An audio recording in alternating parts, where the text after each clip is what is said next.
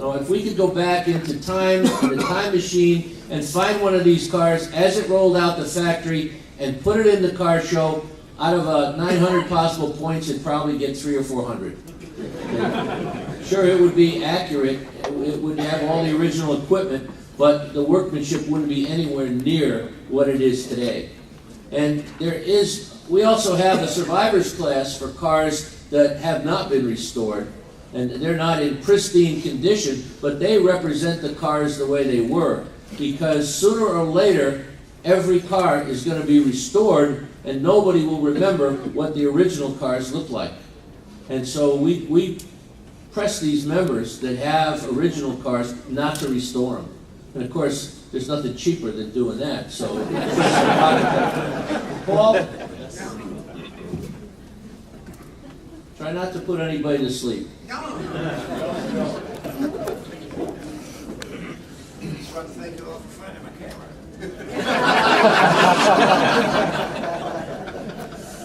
Well, I was advised many times not to tell any jokes, so you folks are going to have to suffer, unfortunately. Before I get started with my list, I will make it as brief as I can. I feel it's my responsibility to extend some deep-felt words of gratitude and thanks to Trish and John Geyer, who have been with us for 20 years or so, and they're there every time, and they do 98% of the work that's done. The other 98% is done by Joyce Yates. So I'm left with just being a pretty face that reads the list. No jokes. I have jokes. Don't tempt me. I would like to also, at this point, take an opportunity to thank Marissa for her contribution to the enjoyment of the convention this year. It was a total pleasure working with Marissa, and I think we've got a super winner on our hands. We couldn't do any better if we tried. She follows in Ken's footsteps, only she's better looking. So let me proceed here, if I may, with a list of the concourse winners. And I'd like to say that these people have put a lot of time and effort into restoring their cars, and they really enjoy it, and hopefully they will never finish, because it's always a labor of love and whatever. So anyway, let me get started.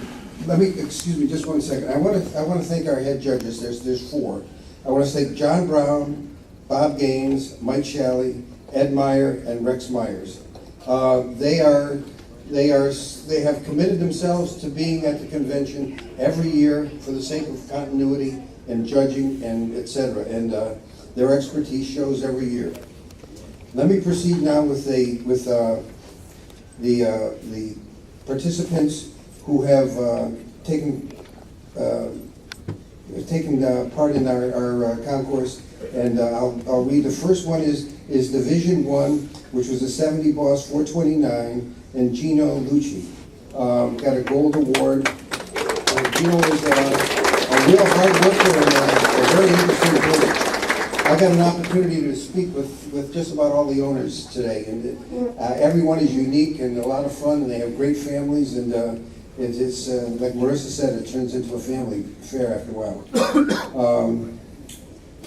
Okay, that should be enough of that. Division 2, let me start off with the 65 GT350. Mark Polacek got a gold award. 65 GT350. Jan Sochurek, I hope I got that right. Silver award. Rick Nash, gold award for 66. Another 66 GT350 was Howard Bowers, and that was a gold award. For 67, Richard Gray, gold award. 68, we had a lot of 68s, some terrific looking cars. If anybody's interested in what the original 68 looks like, this is an opportunity that's you may not get another opportunity like this except in the next convention. Peter Disher got a gold award for the 68 KR. Roger Stibe, I believe, I hope I got that correct. Silver award, 68 GT 500, Ted Friend. Silver award for Rob Heston Heaton, excuse me, that's my mistake. And in the last 68 car was bronze award for Keith Shadoff, and I hope I got that correct. So we have like 4 more cars to go for the 69-70 division, which is a tough division to judge, but we've got some good people who handle that each year. Fred Gimbel and Gary Morgan together was responsible for 1 car. Tom Lamprin got a gold award. Buddy Reed a silver award for 70 GT350. For the Boss 71 351 was Rich Sharpton. Hope I got this correct. Got a gold award. The Boss 429s, which is a big contingency this year, for the 70, Gino Lucci, again, got a gold award for that. A 69 for Bernie Hamilton and Sean Garrity. And then the survivors class, and like Rick said, there's nothing like an original car, because once it's been restored, it's not original anymore. So if you have a survivor car, the participants love to see the cars. The judges are ecstatic when they show up, because it shows exactly what an original car would be, and they certainly can take into consideration modifications that have taken place. So anyway, for that, the 66 GT350H was Gino Lucci again, and John Bregali for the 70 GT500. They were all terrific looking cars. So that is the end of my list, and but it's not the end of our enthusiasm and participation. And I speak to you wholeheartedly from all the judges that and participants that we appreciated everybody that stopped by and took part today. Thank you.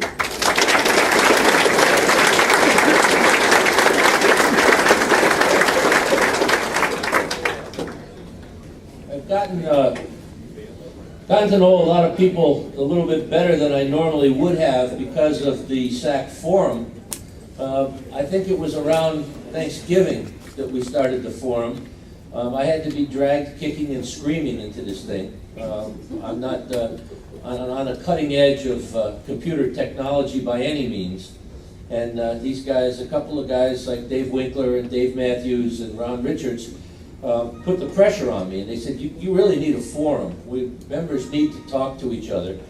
And they convinced me. And so within, I think, about 48 hours, they went from nothing to having an operating forum that was up and running. And it was amazing to see. And I found myself every day going on there and seeing how many new members had signed up. And it started out with 20 or 30, and then it was 120, and it was exciting when we got to 1,000. And I kept thinking, geez, you know, we ought to do something for somebody that was the 1,000th member, but we didn't do anything because it was, you know, quickly replaced by the guy that was 1,001. It really didn't matter. But one guy that came to the forum, the forefront of the forum, is a guy named Captain Dave.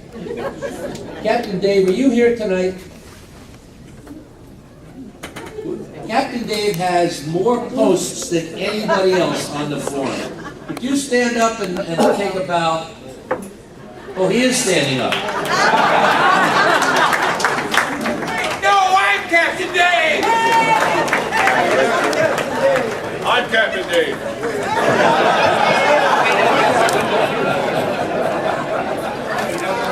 I think I saw this in the movie Spartacus. But I've been telling everybody there is no Captain Dave. It's just a running gag that'll replace the Howard Pardee jokes in the snake bite. No, don't do that. No, we wouldn't. That was just a figure of speech. We wouldn't do that. You know. Speaking of Howard, I've known this guy probably 35 years, and it's amazing how much I find out about him that I didn't know. We were talking the other day, and I found out that his first job in high school, he lived in a small town in Ohio, and they had a very small zoo. And he got his first job in high school was helping around the zoo, feeding the animals and cleaning out the cages. They had a problem with a female gorilla that they had. She was acting out of sorts, and they couldn't figure out what was wrong. They had the local veterinarian come over and look. They even had a PhD from a doctor from one of the local colleges who knew a lot about animals, and he came over and he examined Petunia, And he said, well, she's really not sick. She's just in heat. And the head of the zoo said, well, gee, that's going to be a problem for us because we don't have a big budget. I don't know what we can do. We can't rent another gorilla to mate with her. And so he happened to see Howard walk by carrying a bale of straw, and he called him into his office and he said, Howard, I have a question for you. He says, would you make love to Petunia for $300? And Howard was caught off guard and he said, well, I don't know. Can I have some time to think about it? And the zoo director said, sure, take all the time you want. A couple of days later, he knocks on the zoo director's door and he said, okay, I've thought it over and I'll do it, but I have 3 conditions. He said, the first condition is I don't want to have to kiss her. And the zoo director said, well, she's probably not too fond of you either, so I don't think that's going to be a problem. And he said, the second condition is, he said, that if there is a baby that takes place after this, I don't want it named after me because it would be embarrassing to me and my family. And the zoo director said, okay, you have my word, we won't name it after you. And he said, then the third condition is, I'm going to need 3 weeks to come up with the money.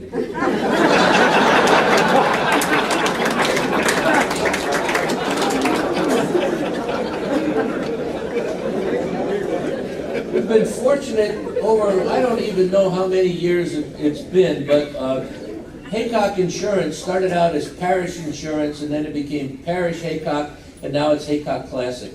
And they created a special program just for Saac members.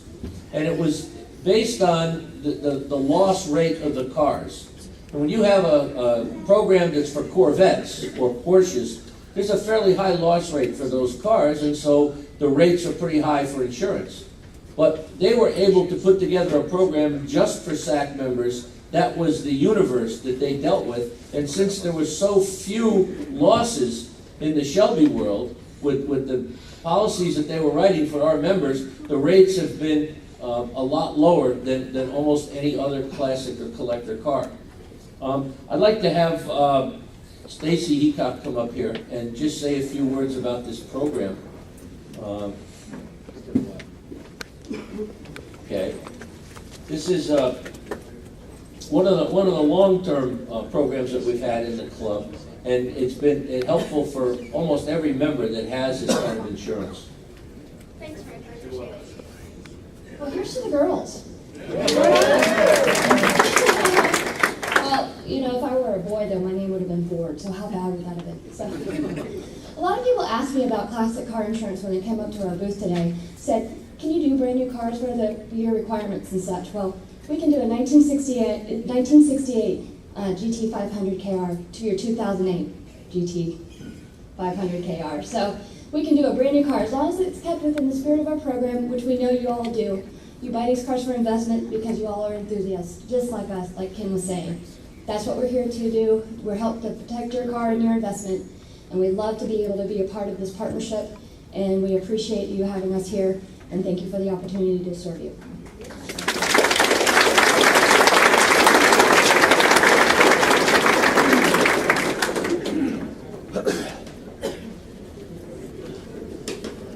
People often ask me how we determine who's going to get up and speak at the convention and where these people come from. And it's not like you can call some agent in New York City or Los Angeles and get a list of guest speakers for an event like this. I got an email a while back from Keith Shadoff, who has a 68 Shelby, and he's very interested in 68 Shelbys, and he spent a lot of time around A.O. Smith.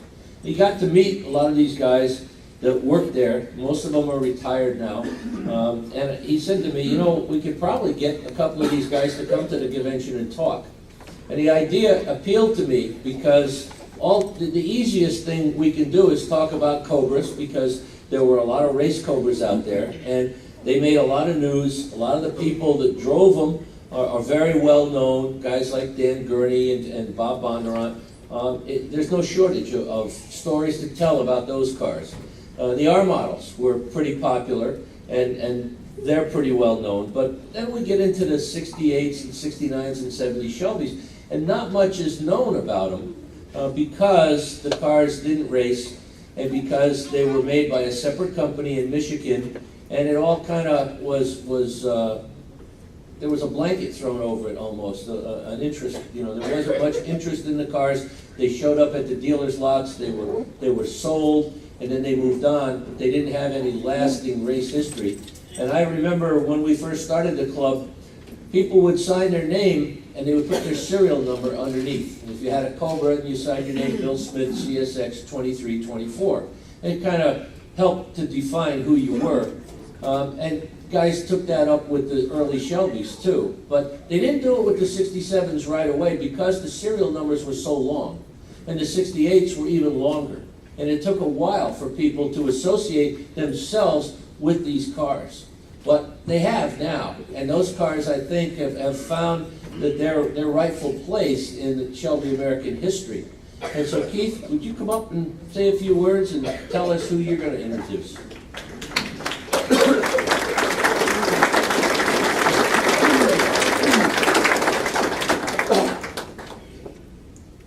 Back right. I knew he was here a minute ago. You don't come up here, I'll start telling more jokes about Howard.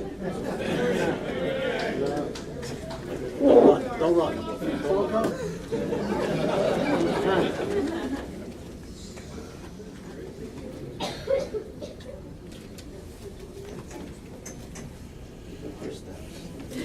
Am I worthy of an award like this? That's what I want to know. I feel that I haven't really done enough to deserve it.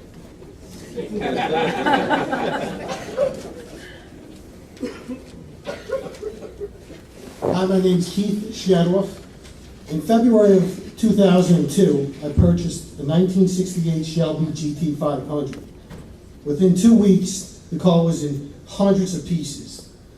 Throughout the search for original parts on eBay, I found an auction for fiberglass hood vents. The seller described it as being original. It said that the part was taken home from the factory by an employee in his lunchbox. I contacted the seller and was given a name where the part came from. 3,000 minutes of telephone calls later, I gathered the names and addresses and biographies of a few people who had worked at the A.L. Smith factory in Michigan during 1968. The A.L. Smith was a subcontractor hired by Ford to turn a production Mustang into a Shelby. I composed a questionnaire along with the help of my friend Peter Disher. What it was like to work at the Shelby factory in 1968. I received many responses. One response in particular wrote, "Dear Keith, I found your questionnaire most interesting, inasmuch as it got me thinking about the time and the plant as it was.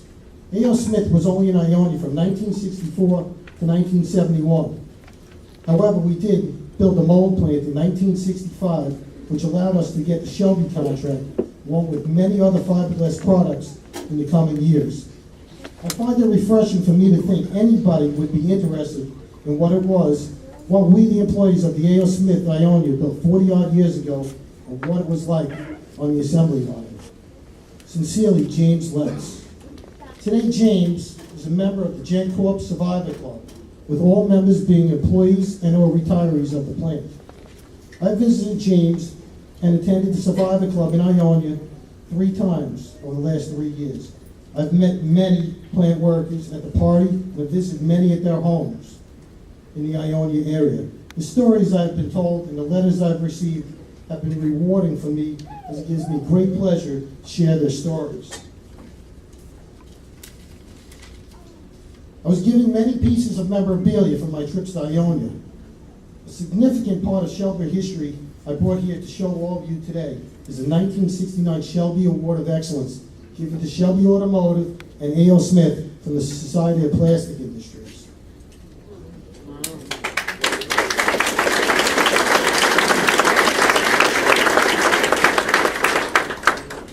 I would like to introduce Ken Ferguson, President of the Gen Corp Survivor Club, and James Letts, member of the Survivor Club. Right in the back corner over there, James.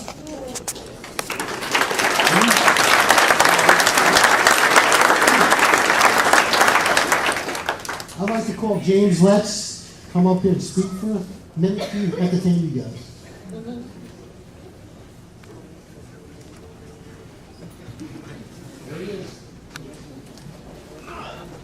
Coming right up here is James Letts, and he retired in about 1995 when the plane came down, and he's here to tell you a little bit about his time. Thank you very much.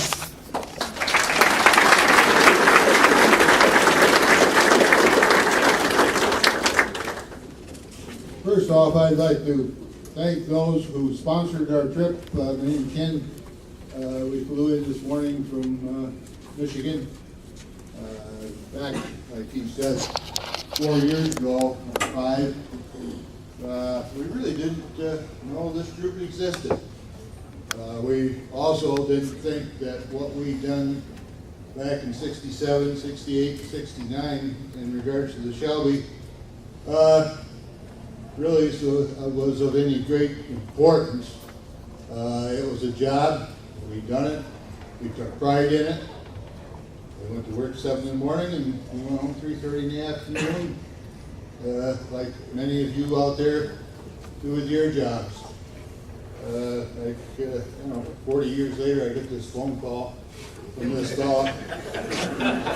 He says, "Hi, my name's Keith." Kind of like, "Hi, my name's Earl," you know.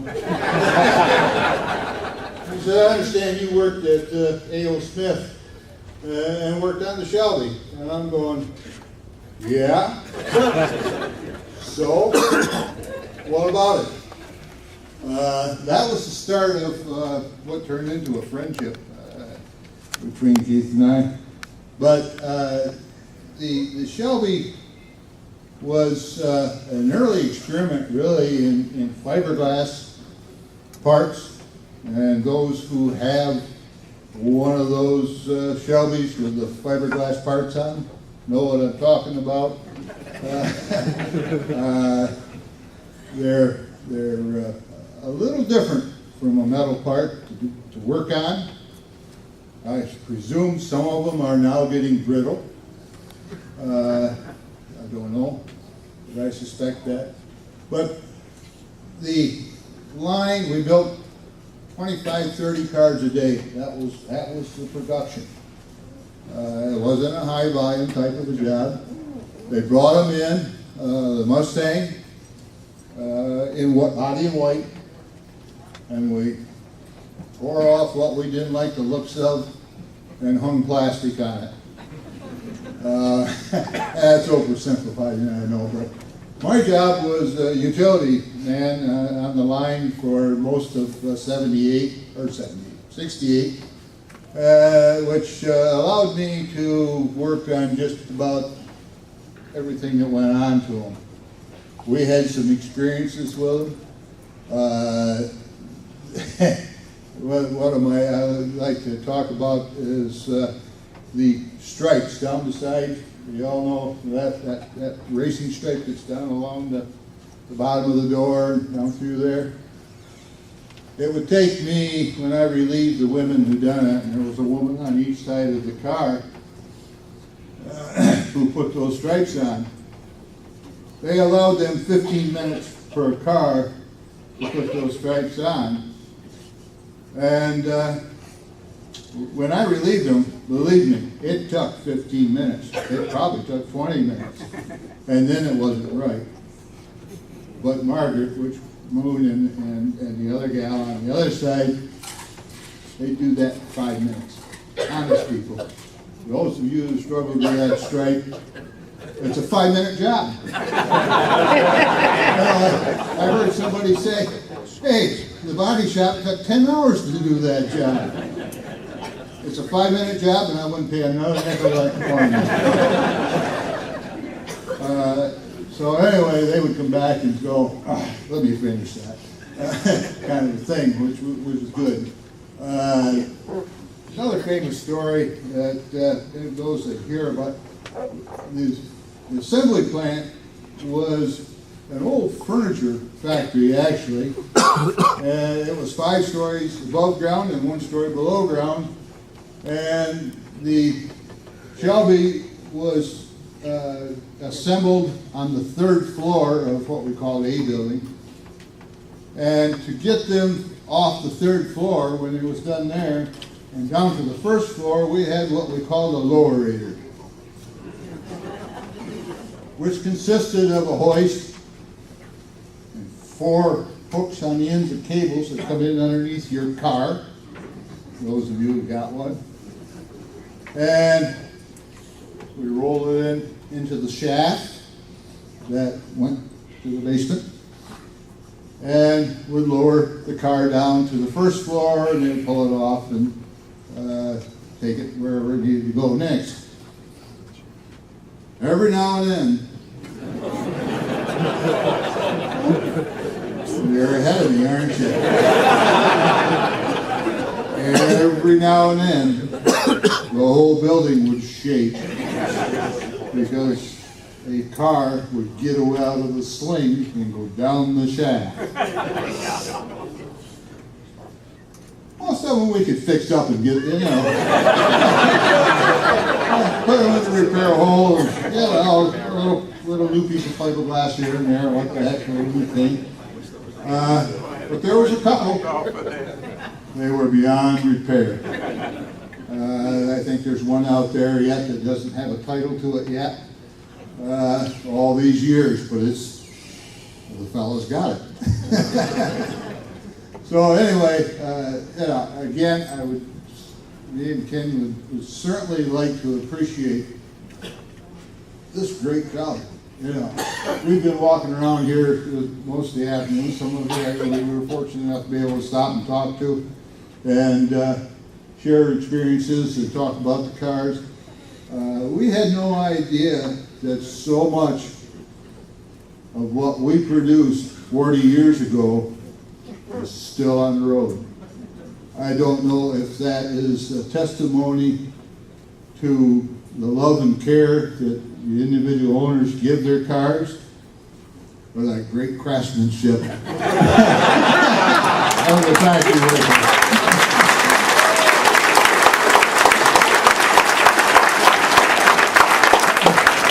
Anyway, we certainly wish you all the success in the world and your new president and leader.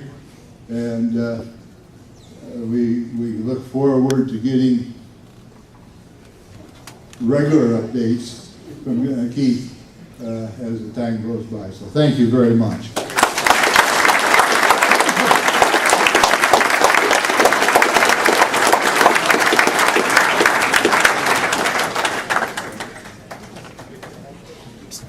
If you've had the opportunity to walk through the rows of cars and different lanes out near the vendors, you see somebody's got a pretty good display. One of the cars is a 69 Boss 429 drag car with these probably 12 or 14-inch letters on the side that say Al Jonick.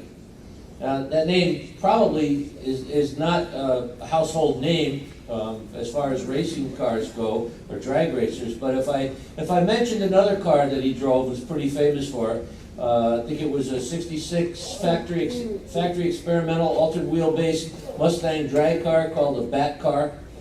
I think it had a 427 overhead cam engine in it with fuel injection, and on the end of those stacks, it always said boom, bap, bap, zap, and that was Al's car.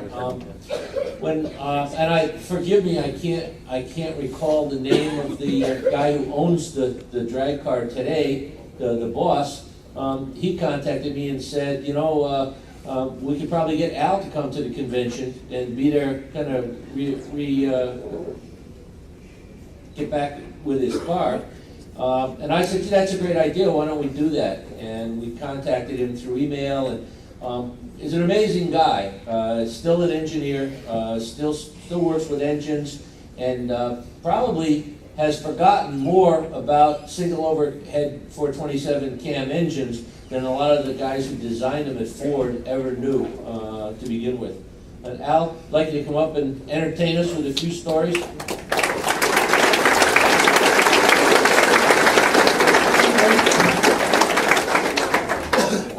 You guys probably don't know me, but another guy that you do know very well that I started out drag racing with is named Jack Roush. He's a good friend of mine, and as a matter of fact, I was at Jack's place 2 months ago. He was a drag racer too, and so my evolution from drag racing to Cobras are unique, and I'll get to why I'm here today, but because my first encounter with a Cobra, I think, is an important story. It was about 45 years ago when Swenson Ford, who was the sponsor of my car, became a Shelby dealer. He says, "Hey, Al, I got this car coming in from LaGuardia. It's flying out of 747. Bring it down to Philly." And he says, "Just get in and drive down." I said, "Come on, what are you talking about? You know, what kind of car is it?" He says, "It's an English car, got a Ford motor in it and all that stuff, you know." And I says, "Come on, I don't want to go up there." And so he says, "Think about it." So I tell my best friend, Jim Ron. He just got his pilot license, and he says, "I'll fly you up." He says, "Oh, now it's exciting, so I'll go." So here we are, and believe me, this is, I'm fast forwarding this. Here we are in the queue. If you've ever been to LaGuardia, there's an airplane every 30 seconds. We're behind a 707, and we're in the prop wash. We're flopping, my head's hitting the roof, and I'm getting motion sick, and I'm saying, "Kids, you back away from this guy, we're getting killed." He's just looking behind you. There's another one right behind us. I said, "Oh!" So needless to say, I'm here, and so we didn't die. So that, by the way, is no longer legal. Back in the days, everybody had equal rights to the airways, but they stopped that stuff. After about 2 hours of locating the car, getting the paperwork, it's about 2 o'clock in the morning. "Oh, I'm tired. I got my best friend. We're gonna, oh man." We get in this beautiful green Cobra, and I'm saying, "Boy, it looks kind of neat." He says, "But it's only got 289 in it. I get in." I said, "That'd be nice." We're driving down the road. Here we are on the New Jersey Turnpike. It's 2 o'clock in the morning. Nobody's around. I'm going at it. I says, "You know, this got a lot of wind noise in it, you know." And he says, "But it's amazing. The faster you go, the quieter it gets, because it gets the air dam going around it, and the windows don't leak as much." So I'm 5,000, 5,500, 6,000, and I'm there. Whoa! And I'm going about 145 miles an hour. Whoa! And it's getting real quiet. And it goes, boom! Oh, man! And I don't know if I got scared from the noise or my buddy who woke up from the sleep and he's screaming. Ah! And so I said, we pulled the roof off the back. And pulled all the rivets out of the back. And the roof stayed on, but the rivets on the roof's about 2 feet up there flopping in the air. I said, "Oh, man." So that was my first encounter. I came back to the dealer and pulled the rivets back in. I said, "You know, they got some quality control problems."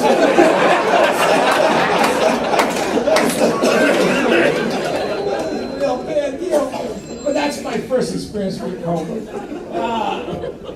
Having been lucky enough to race for all the Ford engines, FE engines, 390s, 427s, medium riser, high risers, tunnel ports, 427 overhead cams, 351 Clevelands, and 429s. I've had pretty much every car and every motor pretty much that Ford had. It's very successful. I had a tremendous career, won national events, and I was living the dream. It was like being discovered by the NFL. I was racing for Ford, and I was loving it. They offered me a new dealership, the new drag team deal, which was a big truck and fancy cars and everything. I said, "Oh boy, this is great." And that was like 90 days, and then 30 days before I was supposed to pick it up, they called me up and says, "Al, I got some bad news." He says, "Ford is no longer in racing. We are out of the racing business. We are in the emission control business. All our engineers are getting put over to the emission control thing, and we are not finished." I'm dying because I just went from this euphoric high to this low. I'm depressed, and in walks this guy who, into my picture, called Sam Feinstein. Now, I heard about Sam. I don't know from Adam, but he's racing a Cobra. He says, I want to be a national contender." He says, "You got to help me." He says, I says, "Well, is there, it takes a big effort to go do this." I says, "Are you sure you want to make the commitment to do this?" He says, "Absolutely, you got carte blanche, do whatever you got to do." So we took his car, And I started looking at some of the stuff about his car. And I'm saying, oh yeah, okay, what did you do? And all that stuff. He says, his girlfriend says, it's called Ollie. Ollie? I says, oh, that's a nice name. Why did you call it Ollie? He says, it's Ollie the fire-breathing dragon. I says, why is that? He says, because every time we start it up, smoke comes out of it and belches out to the intake. I says, I think I can help you. And so we went and we did the whole deal. We got the motor out. We dynoed it out. It was only 385 horsepower. And we started the process. It took us almost 9 months of engine development. We got it up to 670 horse, reliable, fat power band.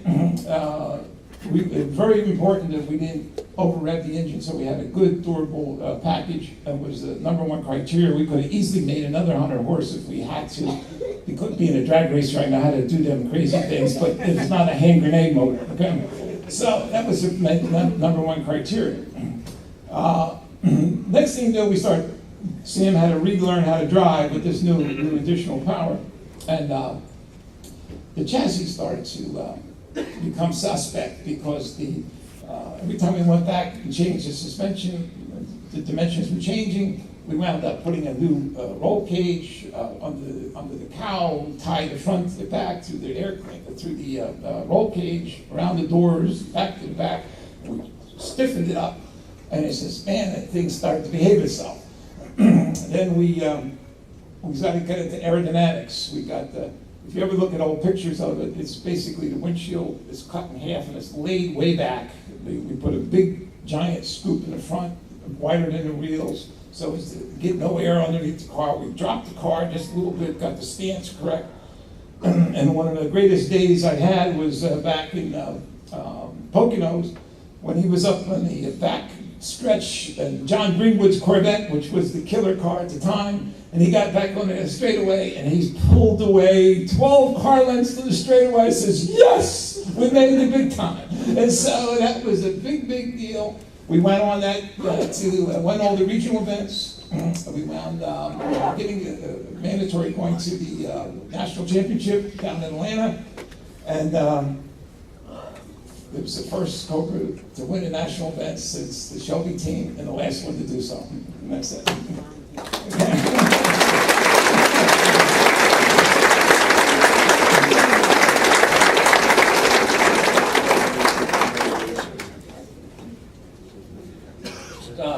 Just for your information, I think Sam is going to be here tomorrow. He could only come down for one day. I don't know how we could identify him. If we had pictures here, we could run a mugshot or something. But just be aware, if somebody's hanging around the Cobras, a guy with silver hair, it's probably Sam Feinstein. You know, if you can find out that that's who it is, be sure you go up and say hello. We're fortunate to have people who worked for Shelby American in the 60s attend almost every convention. Some of them do. Some of them like to speak, some of them don't. Mike Sangster is here. Mike, would you just stand up and wave? Mike was one of the mechanics and fabricators.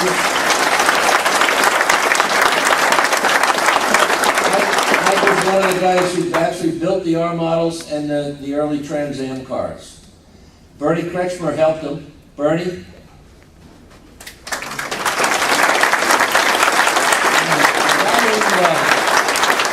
Put the program together was Chuck Cantwell. Chuck was hired by Shelby to be the project engineer for the GT350s, and that included the production cars and solving all the problems in producing the cars, and also building a handful of race cars. They realized that about all they're going to sell is about 500 cars a year, and I think that's all Shelby wanted to sell the first year. And they knew that they would never sell 500 race cars. So they started building the race cars as they could sell them, and believe it or not, they only built 36 of them, and out of that number, they didn't sell very, very well at the very end. And they started selling them down in Peru and South America and shipping them overseas because they had these cars that were ready to be completed with no buyers. And I know that's almost a heresy today, but that was the way it was back then. There were a very limited number of people who wanted the fastest beat production car that you could get, sure winner, right from the factory. But there was only, as I said, a limited number of people, and once those people had the cars, the rest of them just sat around until people at Shelby that were pretty inventive could find a way to sell them in a market that hadn't been tapped yet. So Chuck, would you? You should have kept them all. Yeah, that's right, Mike. You should have kept them all. You're a wealthy man today. Chuck, would you like to come up and tell us a few stories? Chuck was also in charge of the Trans Am team.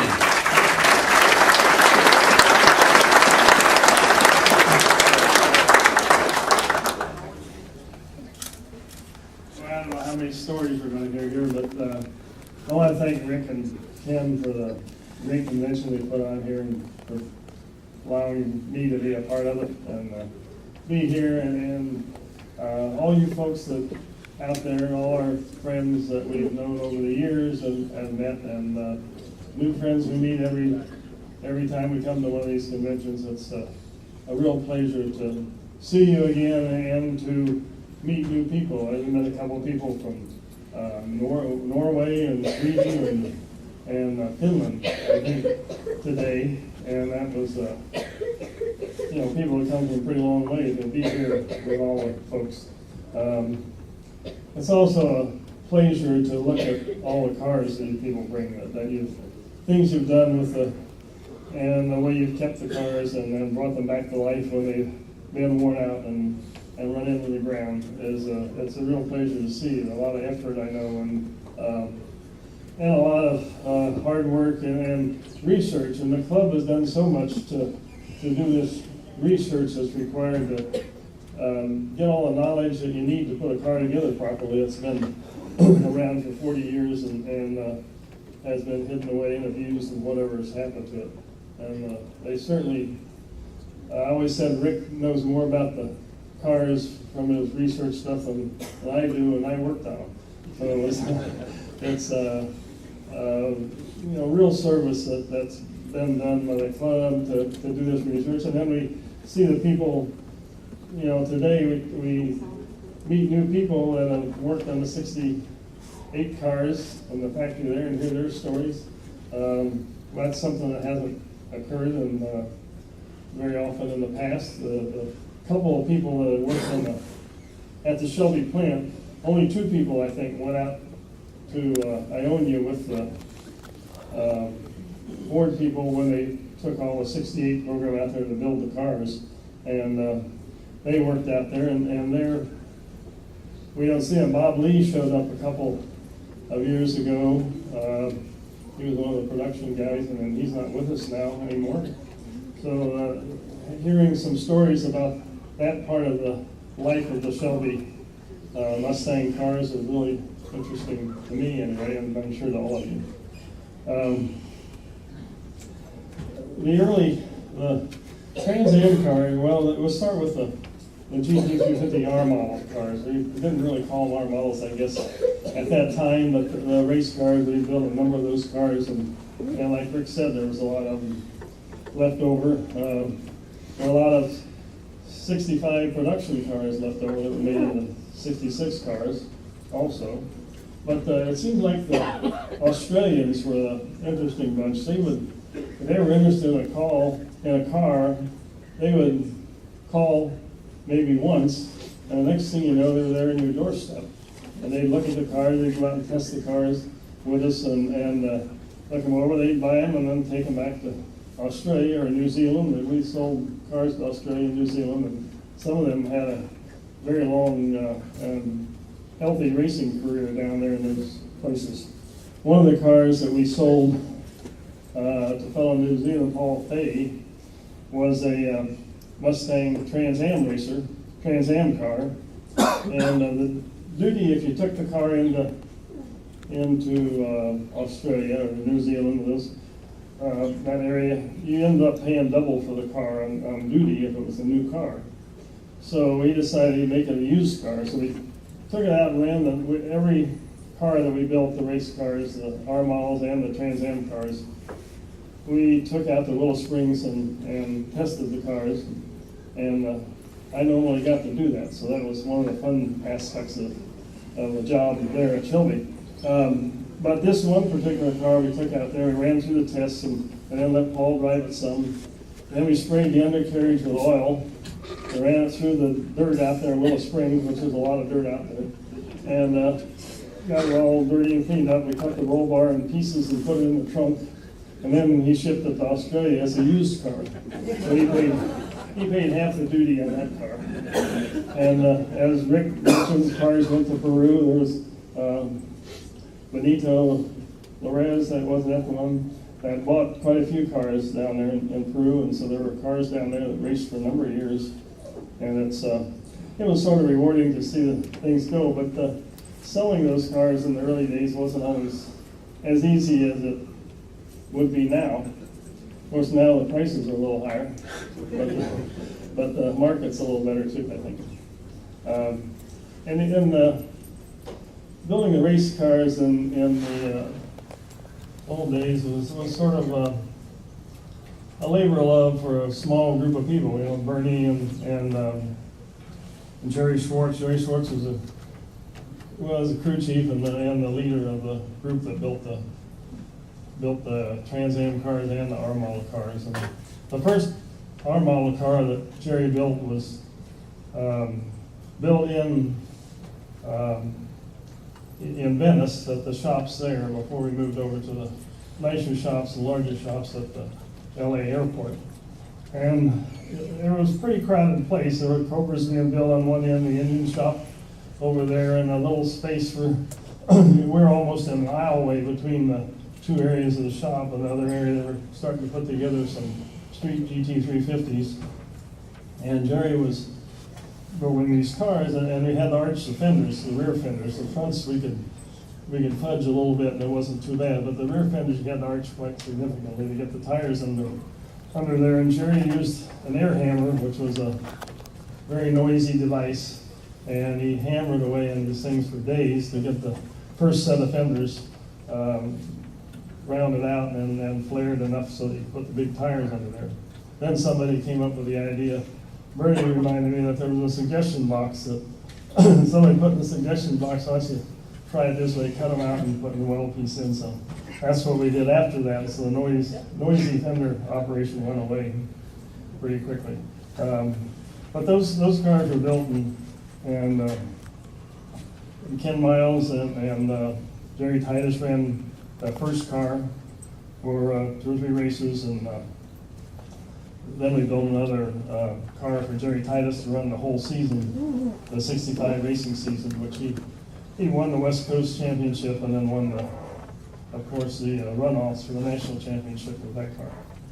At that point in time, we went into the Trans Am cars, and the Trans Am cars were built. Initially, we created homologation papers by going out to a dealership and taking some pictures of the cars, and then we took some pictures of the GT350 pieces that we were going to use in the cars and many other pieces, and we sent them off to Ford and to send them the homologation papers, and we